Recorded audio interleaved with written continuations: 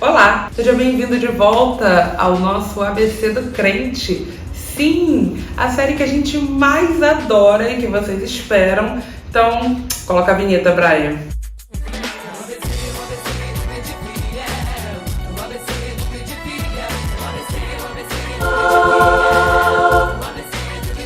Muito bem, meu nome é Agnes Alencar. Seja bem-vindo de volta ao nosso canal, seja bem-vindo de volta à nossa série ABC do Crente, onde a gente discute alguns temas, conceitos e questões que são muito importantes para a nossa vivência cristã e que a gente, de alguma forma, nunca parou para pensar neles a partir de uma outra ótica, de um outro lugar. Vamos junto? Você já ouviu uma música que diz assim: abre as comportas do céu e faz chover?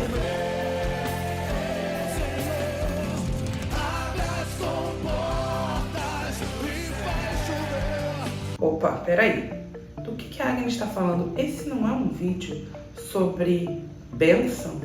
Sim, esse é o tema que nós vamos explorar hoje e para a gente começar, a gente vai usar algumas das nossas imagens de músicas e de adoração que fazem parte do nosso imaginário. Vocês já conversaram sobre adoração. Se você não conversou sobre adoração, ou seja, não viu o vídeo da Pamela sobre isso, dá uma pausa, corre lá, assiste o vídeo e depois volta para continuar esse, tá bom? Muito bem, a música diz: abre as comportas do céu e faz chover. Que comportas?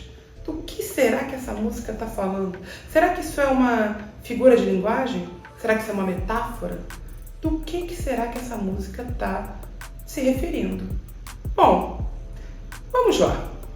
Quando a gente se aproxima do texto bíblico, já falei isso para vocês, a gente não está se aproximando só de um texto ou de uma memória, a gente está se aproximando de uma forma de ver o mundo. Se eu perguntasse para você como é o mundo, como você imagina a Terra, talvez viesse na sua cabeça algumas imagens.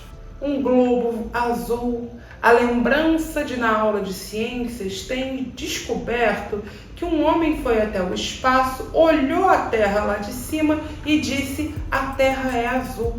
A ideia de que a Terra gira em torno dela mesma, em torno do Sol, fazendo uma dança dos planetas. Tudo isso é pensar sobre o mundo. Tudo isso é pensar sobre a Terra e o lugar da Terra no universo. Será que sempre foi assim que se imaginou?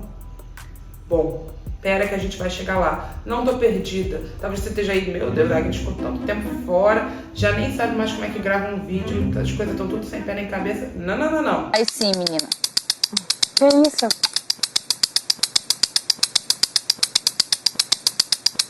Vem comigo que eu te explico. Calma que a gente chega lá. Quando a gente abre a Bíblia, lá no Salmo 78, que é um salmo da família de Asaf, tá? Atribuído à família de Asaf. Então não é um dos salmos davídicos. Ele vai contar pra gente, de maneira poética, a história do povo de Israel. E vai trazer para nós algumas imagens sobre como era o mundo, como o mundo era organizado nesse contexto. Vamos lá. Diz assim: escuta o meu ensino, povo meu. Presta atenção às palavras da minha boca. Em parábolas abrirei a minha boca. Proferirei enigmas do passado. O que ouvimos, o que aprendemos, o que os pais nos contaram. Não ocultaremos aos filhos. Transmitiremos à geração vindoura as gloriosas realizações do Senhor, seu poder, as maravilhas dos seus feitos. Ele estabeleceu uma lei em Jacó. Determinou um código de conduta em Israel, ordenou aos nossos pais que ministrassem aos filhos, para que a geração seguinte aprendesse, e os filhos que haviam de nascer, quando adultos, transmitissem igualmente aos seus filhos, para que depositássemos em Deus a confiança e não nos esquecêssemos dos feitos, mas guardássemos os seus mandamentos, a fim de não se tornarem como os seus pais, geração rebelde, de coração inconstante, de espírito infiel a Deus. Se os filhos de Efraim, arqueiros armados, retrocederam no dia do combate, é porque, não guardando a aliança de Deus, recusaram seguir a sua lei. Esqueceram-se dos seus atos e dos prodígios que lhe mostrara. Ele realizou maravilhas diante dos seus antepassados, na terra do Egito, na região de Zoan. Dividiu o mar para que pudessem passar. Fez a água erguer-se como um muro. Durante o dia guiava-os por meio de uma nuvem e a noite toda por um clarão de fogo. Fendeu as rochas do deserto, deu-lhes água em abundância, como a que flui das profundezas. Do rochedo fez jorrar águas torrentes, fez correr água como rios. Porém, eles continuaram a pecar, rebelando-se contra o Altíssimo. Em seu coração tentaram a Deus, exigindo alimento mais apetitoso ao seu paladar. Exclamaram contra o Senhor, questionando: será Deus capaz de servir-nos mesa no deserto? Em verdade, bateu na rocha, brotou água, jorraram torrentes. Mas poderá também fornecer pão, prover carne para o seu povo? Portanto, ao ouvir as queixas do povo, enfureceu-se, atacou a Jacó, sua ira se levantou contra Israel, pois eles não creram em Deus, não confiaram no seu poder salvador. Deu ordem às nuvens do alto, abriu as comportas do céu, fez chover maná sobre o povo, para que se alimentasse. Deu-lhes trigo do céu. Vou parar aqui. Temos aqui a imagem da comporta do céu se abrindo. Será que só aparece aqui essa figura de linguagem? Será que é figura de linguagem? Quando a gente dá um pulinho lá em Gênesis 8, Gênesis 8:1, está nos contando a história de Noé. Vocês lembram de Noé? Noé recebeu uma palavra, era para construir uma arca, colocar um animal de cada criatura, fazer uma bagunça, porque eu aqui da minha casa tenho 2 gatos e um cachorro. Imagina um lugar que tem um bicho de cada espécie, né? Aí Moisés colocou tudo, não sei porque colocou as baratas.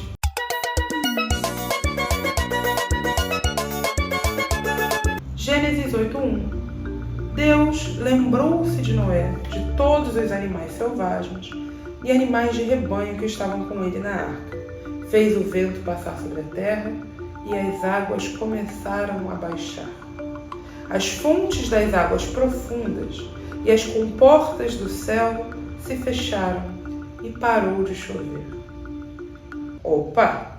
Olha a mesma imagem aqui, das comportas do céu em Gênesis 8.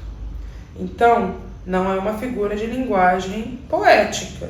Não está só em Salmos, está em Gênesis também e em vários outros textos. Por quê? Porque isso é a forma como o povo vê o mundo.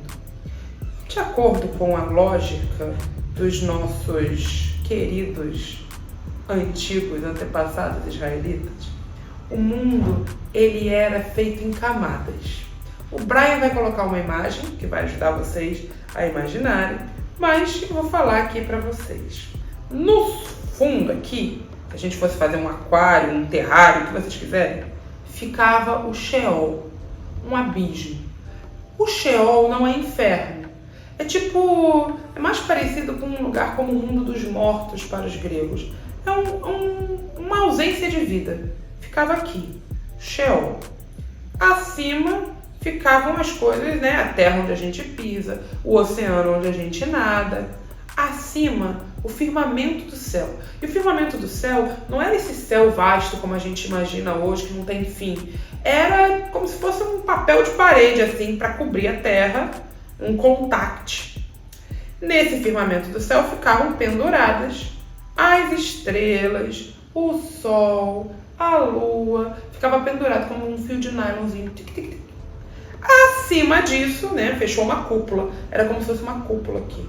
Você tinha comportas. Essas comportas abriam assim, né? Acima das comportas, as águas que ficavam acima do firmamento. Era daqui que vinha a chuva. Quando Deus abria as comportas do céu, chovia.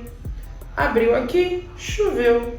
Quando Deus manda bênção, quando Deus manda maná, quando Deus manda chuva, que também é um sinônimo de bênção, também um sinônimo de favor em muitos muitos textos bíblicos, como é que Deus faz? Deus abre as comportas, aí chove. Então, as comportas não se refere a uma linguagem metafórica, poética. Era a maneira como se via o mundo. Era a maneira como se olhava para a realidade.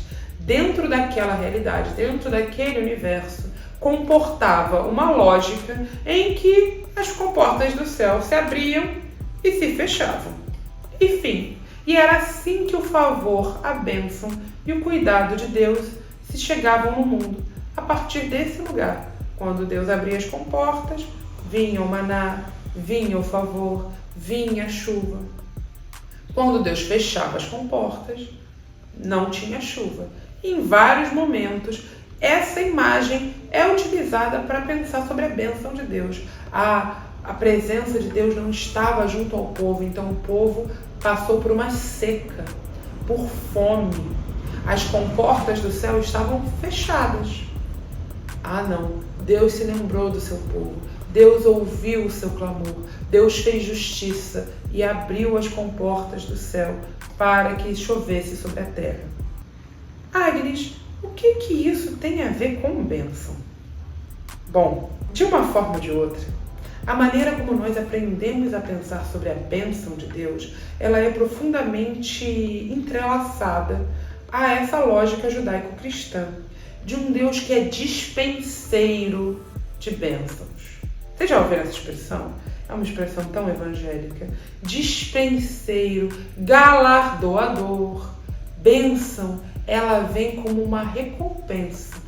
Dentro do mundo judaico, dentro do Primeiro Testamento, em vários momentos você vê atrelado a bênção a um bom comportamento. A bênção é um reforço positivo. Da onde vem isso? Essa é uma teologia muito presente no Antigo Testamento, que é a teologia da retribuição. Vou dar um exemplo da teologia da retribuição. Salmo 1. Bem-aventurado aquele que não se assenta na roda dos escarnecedores, não se detém no caminho dos pecadores, nem se alia aos ímpios. Antes do seu prazer está na lei do Senhor, nela medita de dia e de noite. Será qual árvore plantada junto a ribeiros. Tá vendo aqui essa linha causal? Você fez isso, isso, isso e isso. Será como uma árvore plantada junto a ribeiros. Não são assim os ímpios, são como a palha que o vento espalha. Entende? Essa é a lógica. Você faz o bem, Deus te entrega o bem. Você faz o mal, você peca, Deus te pune também. Porque dentro desta lógica aqui, Deus é o doador tanto do bom quanto do mal. Dentro do próprio texto bíblico, nós vemos diferentes perspectivas que inclusive criticam essa leitura do mundo, essa leitura de Deus, essa leitura teológica que coloca Deus nesse lugar de apenas um retribuidor. Você fez o bem, você recebe o bem. Você fez o mal, você recebe o mal. Um exemplo disso é o livro de Eclesiastes, que é um livro poético e que é uma disputa de narrativa, de teologia, quando ele vira e fala assim: uai, eu notei que o sol nasce para justos e injustos. Eu notei que nem sempre é o mais forte que vence a batalha. Nem sempre é o mais veloz que vence a corrida. Eu notei que às vezes não é o justo que prospera. Ele está, de alguma forma, disputando conosco essa lógica de que se você fizer tudo certo, Deus vai te abençoar. E se você fizer errado, Deus vai te punir. Um outro texto que é muito usado nessa disputa, que é uma disputa teológica, tá? Existem disputas teológicas dentro do texto bíblico. Isso não é nenhuma novidade para você se você nos acompanha há mais tempo, mas se você está com dúvida, está perdido, dá uma olhadinha na nossa playlist do De Volta a EBD, que eu te explico tudo isso lá, tá bom? Agora voltando aqui. Nós temos várias disputas teológicas dentro do texto bíblico. O Antigo Testamento, ele tem múltiplas teologias em conflito por vezes. E um outro livro que questiona a teologia da retribuição é o livro de Jó, em que nos apresenta uma figura idônea, justa, que começa a passar por um monte de situação ruim, um monte de provação, e que vai de alguma maneira, disputar ali com os seus amigos uma narrativa. Ele dizendo que é justo e os seus amigos dizendo que ele não pode ser justo, porque não tem como comportar. Uma pessoa justa não poderia passar pelo que Jó está passando, por causa da lógica da retribuição. E aí o livro vai, de alguma forma, escancarando para a gente o quanto aquela lógica da retribuição ela não responde a algumas das questões do mundo, como, por exemplo, por que pessoas boas sofrem e por que pessoas ruins, muitas vezes, prosperam. Fiz esse enorme parêntese, parece que eu me perdi. Do que a Agnes está falando? A gente não estava falando sobre bênção? Teologia da retribuição e bênção tem tudo a ver. A teologia da retribuição, ela volta muitas vezes. Ela faz parte do nosso imaginário cristão. Ela vem disfarçada de mérito. Ela vem disfarçada de galardão. Então, às vezes, a gente pensa e ouve assim: não, coloquei mais uma pedrinha na minha coroa. Fiz uma boa ação, coloquei mais uma pedrinha na minha coroa. Essa coroa imaginária, que é esse galardão que eu vou ganhar quando eu chegar no céu. Não sei o que eu vou fazer com uma coroa no céu. Mas tinha essa coisa quando eu era criança. Ah, não, faz isso aqui, coloca mais uma pedrinha na sua coroa. Mérito. Quanto mais eu faço, mais eu ganho. Quanto melhor eu me porto, mais bênção eu recebo. Quanto mais eu dou para a igreja, quanto mais dízimo eu dou, mais Deus me retribui. Vocês percebem como a lógica da retribuição ela ainda está aqui? Ela ainda faz parte da maneira como a gente tenta barganhar com Deus? Da maneira como a gente aprendeu a lidar com Deus? Só que nós não acreditamos mais em comportas. Nós sabemos de onde vem a chuva. Nós sabemos de onde as coisas caem do céu. E sabemos também que tem coisa que não cai do céu. Mas muito bem, vamos fazer esse parênteses aqui, fechei o parênteses. O que isso tem a ver com bênção? E como é que Jesus refunda isso para nós? Jesus adiciona um componente muito importante, que é o componente do nosso papel como galardoadores do outro, como abençoadores do outro. E quando Jesus faz isso, ele está refundando essa noção de que a bênção ela é algo que eu espero sentado cair do céu. E está nos colocando como agentes abençoadores do mundo. Um texto que está lá em Mateus 25 vai nos ajudar a pensar sobre isso. Muito bem.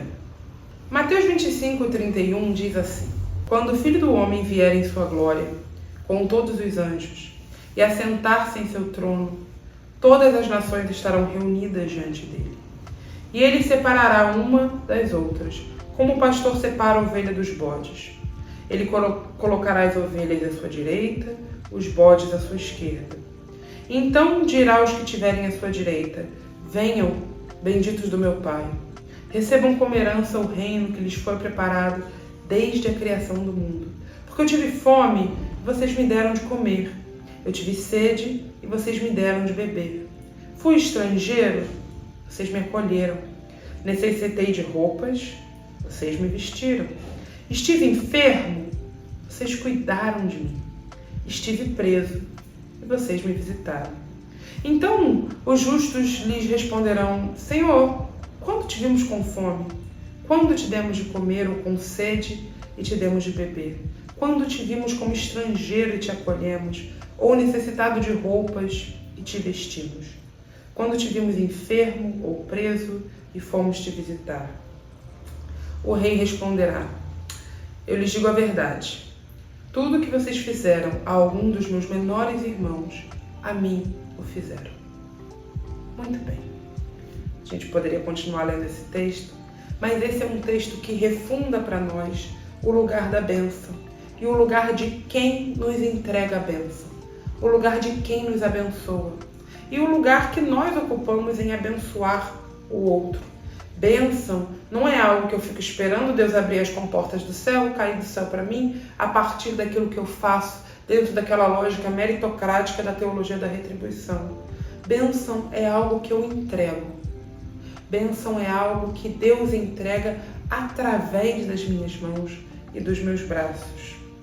E tem um poema que diz assim: Cristo não tem mais um corpo além do seu. Não tem mais mãos ou pés nessa terra além dos nossos. Nós somos o corpo. Nós somos os braços que abraçam, os pés que vão em direção aos que necessitam, as mãos que entregam e generosamente partilham o alimento. Nós somos o corpo de Cristo no mundo hoje. Nós somos os abençoadores. Então, esperar de alguma maneira essas comportas do céu se abrirem para que as pessoas recebam bênção, para que eu receba bênção, bom, não faz nenhum sentido mais, porque Jesus nos apresentou uma outra possibilidade, e a outra possibilidade é que eu sou o abençoador, o galardoador, a pessoa que entrega algo em direção àquele que necessita, e isso muda tudo.